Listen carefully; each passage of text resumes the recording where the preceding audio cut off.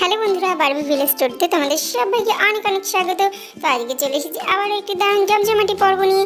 তো গল্পটা কেউ একটু স্কিপ না করে পুরো গল্পটা দেখতে থাকো। তো এখানে দেখতে পাচ্ছ তোতা পাখির মা, ঠাম্মি আর পিসিমণি বাইরে উঠানে বসে আছে। তো চলো দেখে নাও যে কি হয় আজকের গল্পটিতে। বৌদি, কি গরম পড়েছে গো আজকে। হ্যাঁ গো, গরম তো পড়েইছে। এবছর আসলে কি বলো তো, খুব বেশি তো বৃষ্টি হচ্ছে না, ওই একটু ছিটে ফোঁটা বৃষ্টি হচ্ছে, ওতে কি আর গরম কমে? সেইভাবে তো এখনও বর্ষাটা ঢোকেনি, তাই না? সেদিন যখন একটু ঝড় হলো তখন যা একটু বৃষ্টি হয়েছিল, তাছাড়া তো সেইভাবে বৃষ্টি এখনও হয়নি। সেই জন্যই এত গরম। বাবা, গরমের জন্যই তো আজকে আমি তাড়াতাড়ি করে রান্না করে নিলাম। দেখো না, 12টা বাজতে না বাজতেই আমার সব রান্না বান্না আজকে শেষ হয়ে গেছে। আমি তো বৌমাকে বললাম, যা গরম পড়েছে, তুমি সকাল সকাল রান্নাটা করে নাও। এই গরমে দুপুর বেলা উনানের পাশে কি বসে থাকা যায়? হ্যাঁ বৌদি, ভালোই করেছো, তাড়াতাড়ি রান্না হয়ে গেছে।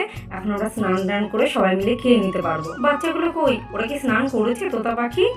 না না, ওরা স্নান কখন করলো? ওরা তো ঘরে দুই বোনে মিলে খেলছে, আমি দেখে এলাম। বৌদি, এবছর কিন্তু একদিনও জাম খাওয়া হলো না আমাদের। খুব না জাম খেতে ইচ্ছা করছে। হ্যাঁ, ঠিকই বলেছো।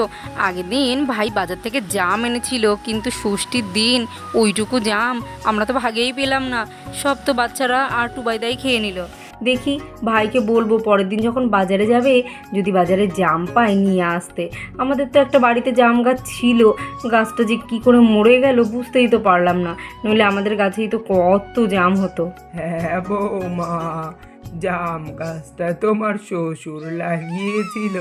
গাছের জামগুলো কি মিষ্টি ছিল, আর কি বড় বড় জাম হতো। ওরকম জাম তুমি বাজারেও কিনতে পাবে না। সত্যি, জাম গাছটা মরার পর থেকে তো আর সেইভাবে জামই খাওয়া হয়নি আমাদের।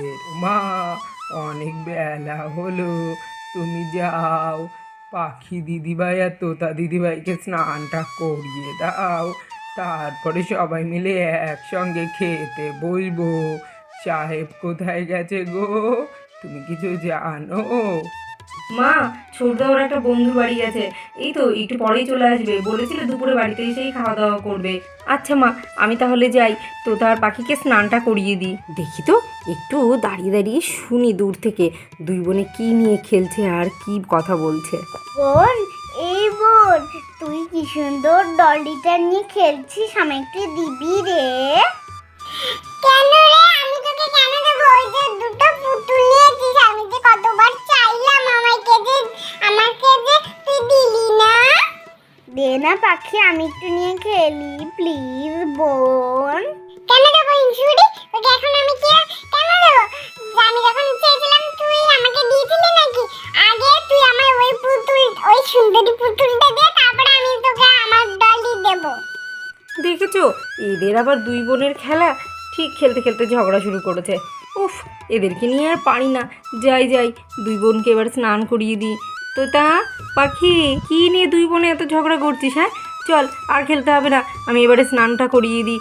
ও মাম্মাম, কি রান্না করেছে আজকে? আমি তো আজকে আর ওই ডাল ভাত খাবো না।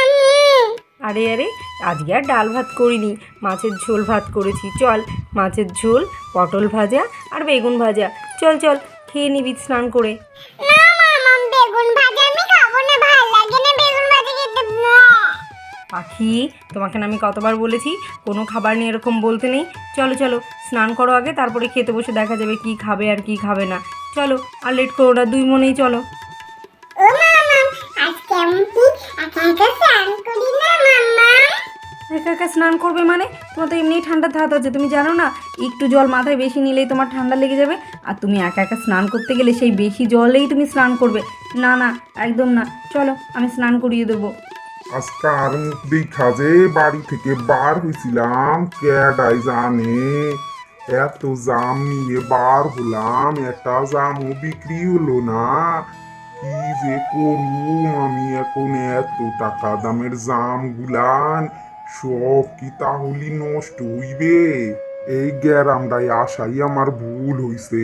এখন যে আমি কি করি, এতগুলান জাম সব কি আমি ফেলা দিমু? দেখি এই বাড়িটাই তো অনেকগুলা পোলাপান আছে, যদি এরা কেউ জাম খায় একবার জিগাই।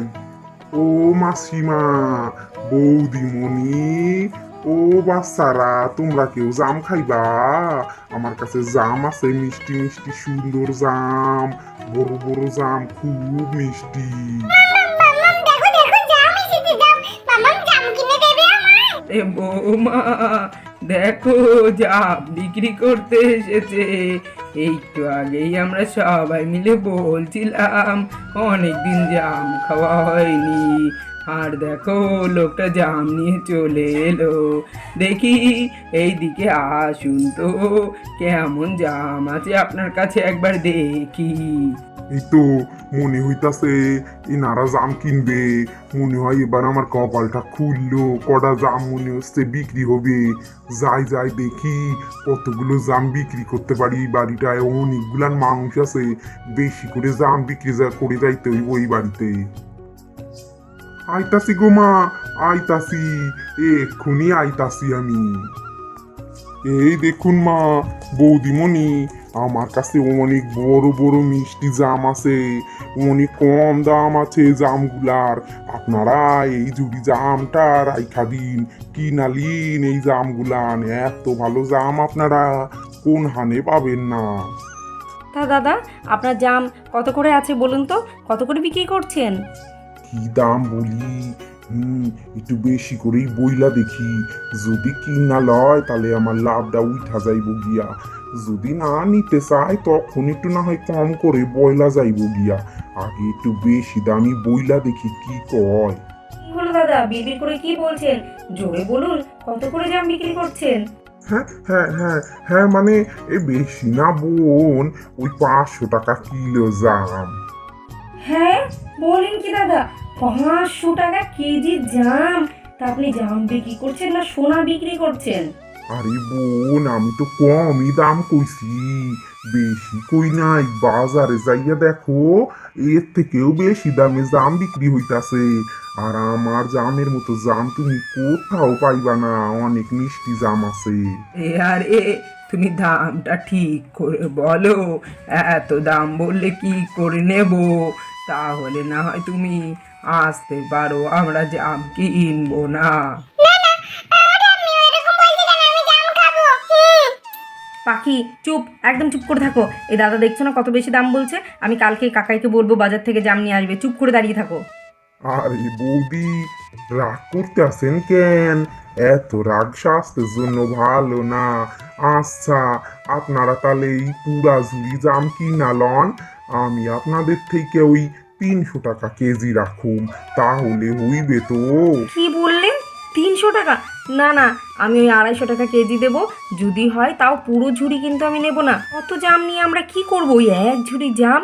হ্যাঁ, না না, আপনি যদি ওই 250 টাকা হয় তাহলে আমাদের না হয় 2 কেজি দিয়ে যান, তাহলেই হবে, তার বেশি আমি নেব না। কি কইলেন বৌদি, মোটে 2 কেজি জাম নিবেন? আচ্ছা ঠিক আছে, তাও তো আমার 2 কেজি জাম বিক্রি হইব, কিছুই তো সকাল দিয়ে বিক্রি বাট্টা হয়নি।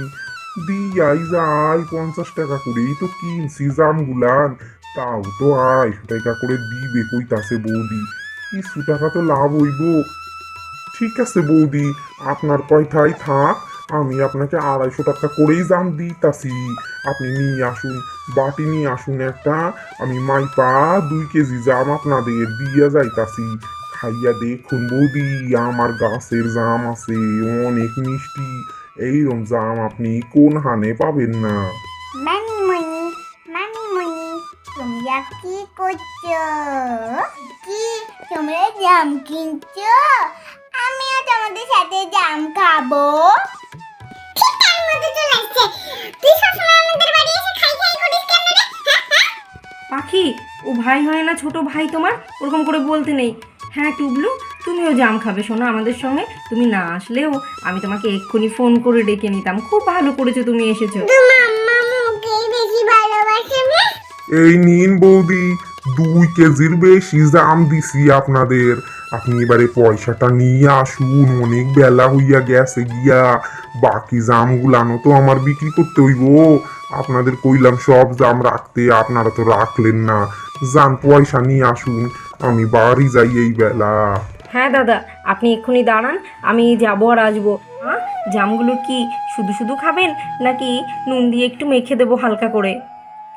হ্যাঁ বৌমা, জামগুলো ভালো করে ধুয়ে একটু নুন মেখে বাচ্চাগুলোকে দিয়ে দাও, আর আমাদেরগুলো হালকা করে একটু লঙ্কা দিয়ে মাখো, তাহলে খুব ভালো লাগবে খেতে। নুন লঙ্কা দিয়ে, আহা, এই রোদে গরমে খেতে বেশ লাগবে জাম মাখা। ও মামা দাও না, এমনি একটু খেয়ে দেখি জামগুলো যেমন আমাদের দেখে কুলো হচ্ছে। বাবারে, পাগল হয়ে গেছে জাম খাওয়ার জন্য। মাম্মা খুব মিষ্টি জাম। মাম্মা আমি আরো জাম দাও, আমি আরো জাম খাবো। কি মিষ্টি জামগুলো।